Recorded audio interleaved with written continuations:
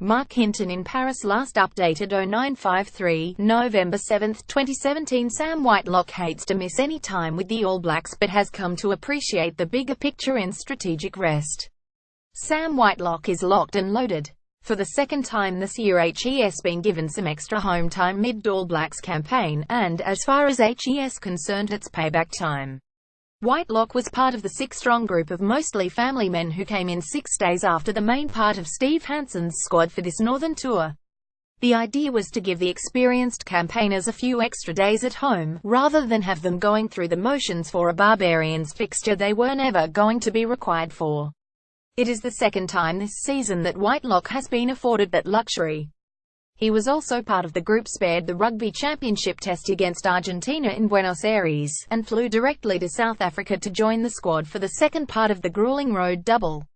Scott Barrett is one of the locks who gets his chance to impress in the absence of Brodie Retallick. It was really good to get some really good training in and also be lucky enough to spend some time with our families, he said in Paris as preparations started for the first test of this tour against France. We got what we needed out of it. Now hopey the guys who rejoined the group can really bring that edge and energy that was created from it. Read more battle lines drawn up front. Hinton, who knows about French France good if they turn up. Ione in doubt with dose of mumps, that's the plan. It is Hansen being smart about the workload he asks of his players, especially the older ones who log big minutes in the major tests. Inevitably they're family men too, and any extra time at home is hugely appreciated. By keeping as many of them as fresh as possible, instead of falling over the line in November, spent forces, they at least have the chance to round out the test year on a positive note.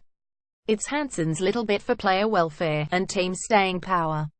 His All Blacks are now being asked to play from February to the end of November, and the travel and physicality of the modern game combine to take an exacting toll.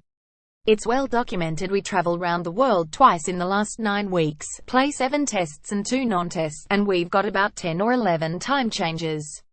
We've tried to split the travel up for a couple of the games, so the guys are fresh and excited about this tour, he said. They know they've got a job on their hands. We haven't been as consistent as we would like to be, so it's about building some consistency into our performances. The big boys will be back on the track this week and it's a big test. If it was up to Whitelock he would be there for every training session and every game. That's just the type of bloke the 28-year-old, 93 test lock is. He hates to think he needs to be managed through a campaign. It's very hard, he adds. I love to play and always want to be involved. Sometimes you're told you've got to take some time out, and the older I've got the more I understand it's not just about the next week, it's about the whole season. That's been a big growth for myself.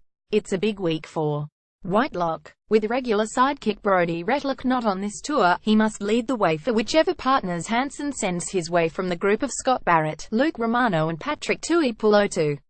Slam and Sam has been given every chance to find his best stuff. Now it's on him to deliver on his coach's master plan stuff.